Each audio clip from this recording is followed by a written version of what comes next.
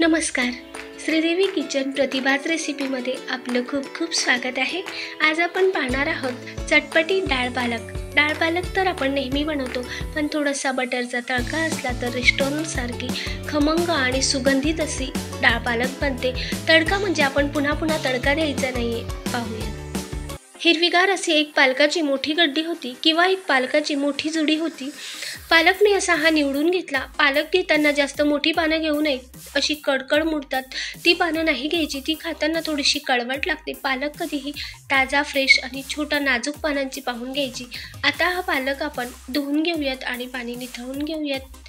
तर इथे मी सर्व पालकाचं पाणी निथळून घेतलं. आता चिरून घेऊयात. पालक जास्त चिरताना बारीक चिरू नये, डाळीत तो अजूनच दिसत नाही किंवा जास्तच घोटल्या जातो. मग त्यासाठी मी इथे पाऊण वाटी एवढी तुरीची डाळ घेतली आहे.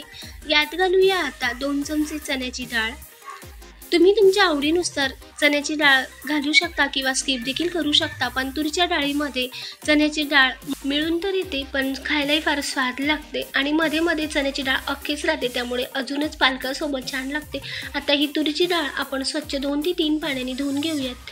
तर डाळ धुताना मस्त अशी 3 ते 4 पाण्याने स्वच्छ धुवायची. मग काय होतं, नाही तर डाळीवर फेस येतो आणि त्या फेसमुळे गॅस होतो. तर असं न करता 4-5 पाण्याने चांगली स्वच्छ तुरीची डाळ धुतली पाहिजे. धुवून घेतली. आता यात थोडंसंच मी मीठ घातलंय, पाव चमचा हळद. आता यात घालूया आपण 2 ग्लास एवढं गरम पाणी आणि कुकरचं झाकण बंद करूयात. इथे आपल्याला एकच शिटी काढायची, जास्त डाळ शिजवून घ्यायची नाही. कुकरचं झाकण लावताना शिटी मात्र नंतर लावा. यामुळे काय होतं की कुकर लवकर खराब होत नाही. कुकर गॅसवर चढवल्यावर मग नंतर शिटी लावायची. आता मी एकच कुकरची शिटी काढून घेतली आणि हे पहा अशी डाळ शिजवून घेतली. तर अर्धवट अशीच डाळ शिजवली आहे. त्यानंतर आता यात घालूया अर्धी वाटी अख्खे शेंगदाणे. आता हिवाळ्यात मस्त असे गोल गावरान देसी टमाटे येतात, तर ते 2 घेतले आहेत. तुम्ही नेहमीचे टमाटे घेत असणार तर 3 घ्या. तर असे मोठ्या तुकड्यांमध्ये टमाटे मी चिरून घेतले आणि हिरवी मिरचीसुद्धा अशी मोठ्या तुकड्यांमध्ये चिरून घेतली. हवं तर तुम्ही बारीकसुद्धा मिरची कट करून घेऊ शकता. आता यात घालूया पालक. पाणी न घालताच आपल्याला अजून 2 शिट्या करून घ्यायचे आणि मस्त अशी डाळ शिजवून घ्यायची आहे. तर पुन्हा मी कुकर गॅसवर चढवल्यावर नंतरच शिटी लावली. तर आता तुम्ही पाहू शकता मस्त अशी डाळ शिजली आहे. तर हे पहा मस्त पालक डाळीत मुरला आहे. आता पळीनेच मी असं घोटून घेत आहे. तुम्ही हवं तर अजून एकजीव होण्यासाठी रवीने मस्त घोटून घेऊ शकता. आता गॅसवर मी कुकर ठेवून घेतला. यात आवश्यकतेनुसार तेल घालून घेतलं. तेल चांगलं गरम झालं की यात घालूया अर्धा चमचा एवढी मोहरी. मोहरी फुटली की मग घालूया 1 चमचा एवढे जिरे. जिरेही चांगले तळतळले की आता घालूया 2 ते 3 लाल सुक्या मिरच्या.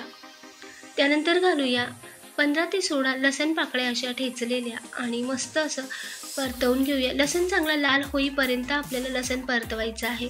मस्त खमंग अशी फोडणी करून घ्यायची. लसण चांगलंच लाल झाला पाहिजे. तेव्हा मी कढीपत्त्याची पानं घालून घेतली 10 ते 12. त्यानंतर 2 चिमूट हिंग आणि सोबतच एक मोठा कांदा बारीक असा चिरलेला आता परतवून घेऊयात. कांदा चांगला लालसर रंगावर परतला की या स्टेजला तुम्ही ठेचलेले आले देखील घालू शकता, पण मी मात्र आले थोडेसे वरून घालणार आहे, कारण की रेस्टॉरंटमध्ये अशा आल्याच्या स्लाईस केलेल्या असतात आणि त्यानंतर वरून घातल्या जातात. तर मी इथे ठेचलेलं आलं वरून घालणार आहे. आता पाव चमचा एवढी हळद घालून घेतली आणि अर्धा चमचा एवढी लाल तिखट. तुम्ही आवश्यकतेनुसार तिखटाचं प्रमाण थोडंसं कमी अधिक करू शकता. अर्धा चमचा एवढी धनेपूड आणि 1 चमचा कांदे लसूण मसाला. आता हे परतवून घेऊयात. मी चांगली चरचरीत बसली की मस्त असा भाजीला सुगंधही आणि चवही छान येते. गॅस मंद आचेवर करून मी हे पावडर मसाले चांगले एकसारखे परतवून घेतले. मसाले परतल्यानंतर यात घालूया 1 बटरचा तुकडा. तर हे पहा मस्त असं बटर. आपण बटरचा तडका नंतरही देऊ शकतो, पण पुन्हा पुन्हा तडका देण्यापेक्षा जर मसाल्यांमध्येच हे बटर मस्त मिक्स करून फोडणीत घातलं तर फार छान चवही येते.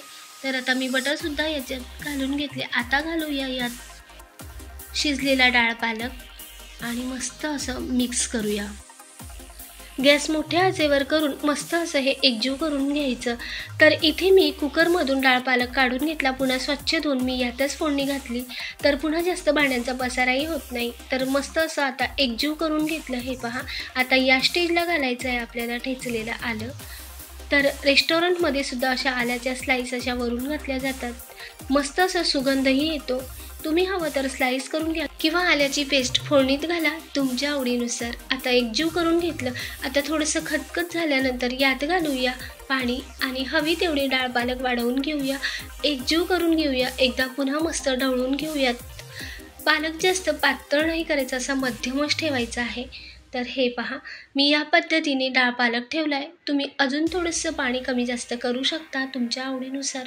आता उकळी आल्यावर यात चवीनुसार मीठ घालून घेतलं। एकदा पुन्हा ढवळून घेऊयात आणि ढवळल्यानंतर हे 2 ते 3 मिनिटासाठी मस्त पालक डाळ एकमेकात मुरेल त्यासाठी मी 2 मिनिटासाठी झाकण ठेवले आणि झाकण ठेवून तुम्ही पाहू शकता मस्त असा छान तवंग आला आहे। तर मी मंद आचेवर झाकण ठेवून घेतले 2 मिनिटानंतर। आता 2 मिनिटानंतर यात घालूया आपण अर्धा ते 1 चमचा एवढं चिंचगुळाचं पाणी। चिंचेचा कोड नसेल आवडत तर तुम्ही स्किप करू शकता। आपण देसी टमाटर तर घातलेच आहेत। मस्त अशी टमाट्याने चवही छान येतो आणि असाही हा डाळ पालक फार मस्त लागतो। तर एकदम रेस्टॉरंट सारखा डाळ पालक आपला तयार आहे। आता गरमागरम डाळ पालक सर्व करूयात। खायलाही फार टेस्टी लागतो, भाताबरोबर तर अप्रतिमच लागतो। तुम्ही चपाती भाकरी सोबतही खाऊ शकता। रेस्टॉरंट सारखी डाळ पालकाची रेसिपी आवडली असेल तर लाईक करा, शेअर करा, सबस्क्राईब करायला विसरू नका। धन्यवाद।